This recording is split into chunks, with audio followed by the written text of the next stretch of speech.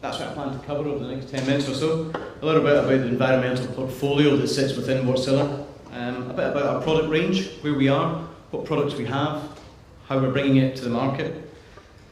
Again, echoing the other speakers, the retrofit challenge, how we see the retrofit challenge, our comments, our experiences, a real life example.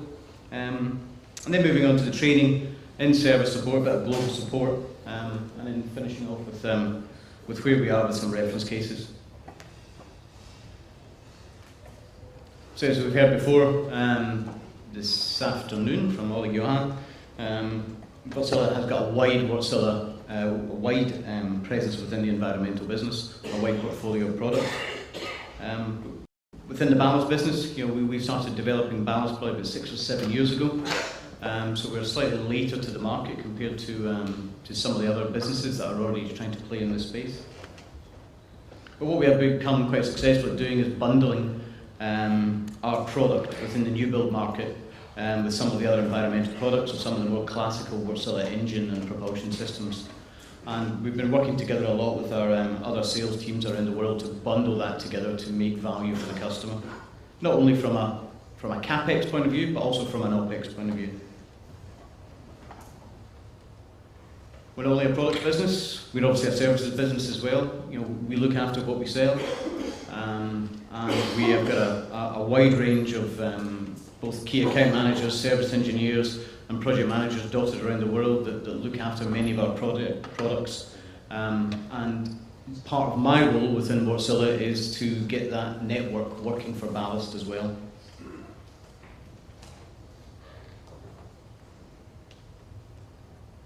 So fortunately, or sometimes unfortunately, we have two technologies. So we have UV technology and we have EC technology. We made a strategic plan about 7 years ago to develop both because we believed to bring best value to fleet owners that not one product fitted well within most fleets. So we developed both a UV, Aquarius UV, and the Aquarius EC product. Both of these products' development started off by the Hamworthy business, which was subsequently bought out by Watsila. So the DNA of the product comes from the Hamworthy water treatment business that has been in the UK for nearly 100 years. Our UV technology is IMO approved. It is already AMS US Coast Guard accepted, and it is currently undergoing US Coast Guard trials. We do not have a US Coast Guard type approval yet, like my colleagues on the panel, but we are testing all the time, and we are planning to get US Coast Guard approval for our UV within Q4 2017. For our EC product, we have already completed the land-based testing for our US Coast Guard and passed it in all 3 salinities. And we are now currently undertaking shipboard trials on board a vessel to complete that within Q3 to get our application in for US Coast Guard during Q4 2017. So it's not only the business, the potential business drivers within the US Coast Guard that is motivating us. Our chief executive, Jaakko Eska, recently said within Lloyd's List that we will get US Coast Guard approval within 2017. So when our CEO says it, we're pretty sure that we're going to have to get it. Developments recently within the product, we've been looking a lot at supply chain. As you can see, the numbers that have been used in this panel session so far, there's some serious volumes of equipment that are going to have to be consumed by the marine market over the next 5, 6, 7 years. And one of the biggest challenges is supply chain.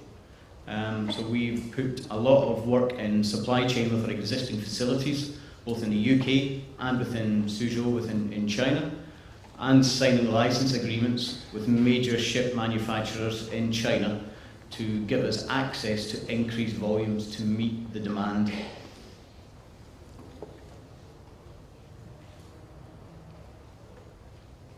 This sort of shows why we've got 2 technologies.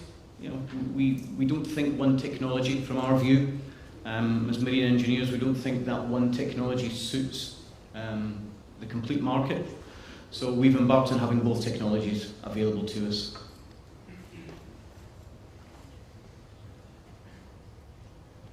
So applications.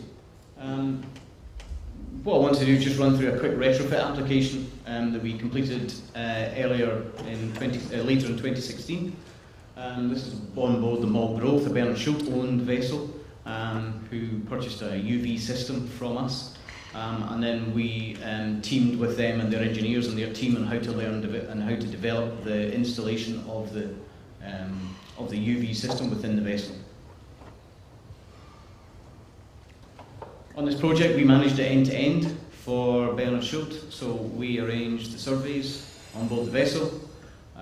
We arranged the scan, which was scanned by a Watsila partner that we used for in the scrubbing business. So we surveyed one day, we scanned the next day. We then created a walkthrough model for the owner and for the chief, and then dropped our equipment into the model. So all this took about a week to 10 days to get to this point. We dropped our equipment into the model. We agreed the installation paths. We agreed where it was going to fit. We agreed the maintenance paths. And then we undertook with our ship design colleagues within Watsila Ship Design, we undertook a complete engineering design package for class plan approval.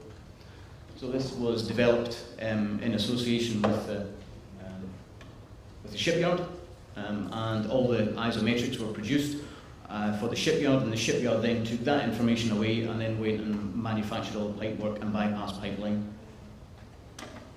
Watsila's scope was to supply the equipment and all the drawings, and then manage the installation at Zhoushan shipyard in China.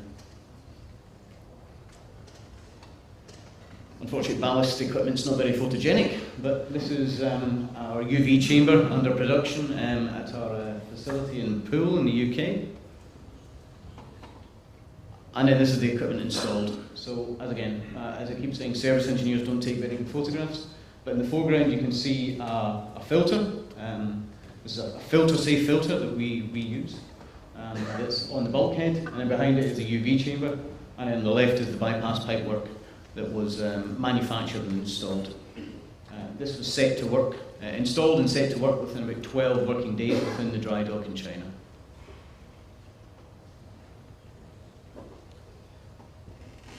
So within Watsila, we don't aspire to do everything. My remit really is to make sure that we can sell the equipment.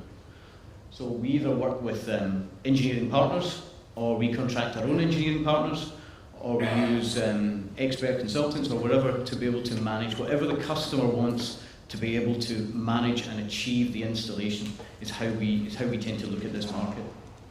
So we've got a bit of a sort of phased approach, and within that, with some projects we've had sort of menu pricing, and whether they want to do a survey with us or a scan with us, or they want our engineers to do the detailed design. So it's a bit more of a sort of collaborative project than a pure end-to-end turnkey. Also, I strongly believe that Watsila will not be the cheapest to produce pipe spools, so very much we put all of that fabrication work back into the shipyard and for the dry docks to complete. So training, this was talked about quite a lot this afternoon. We spent a lot of time away from the product developing training, so we've got our Aquarius online training for both UV and EC products. It's available for anyone that buys the equipment, can go on and then with both their crew and their shore-based management teams and their engineers, they can understand the equipment, how it works, how it's controlled, how it's maintained, and importantly, how it's safely operated. This usually satisfies the awareness part. And then within our Land and Sea Academy in Drunen in Holland, we've got our own test area as well, and training area for the equipment. So we've got actual product there for training both our own engineers and for our training customer engineers and customers' crew in how to maintain and support our equipment.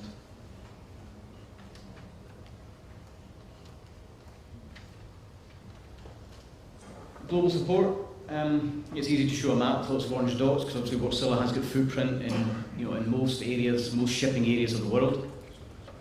What's important really for this audience is the fact that we have trained this amount of ballast engineers so far within our own teams. So we now have ballast trained personnel in all of these areas. And yours is the last one, Greece, Q217. That's obviously a stipulation and a requirement of the project that we've signed with Minerva, is to have trained engineers here within this area, within this service unit, within Watsila, Athens. And that will be happening within the next couple of months. So finally, I apologise for the self-promotion, but yeah, we've put together a project. We've worked very hard over the last 12 months, along with Angelo Macris and MIS, our agent here in Greece, and the service unit here in Athens as well from Watsila.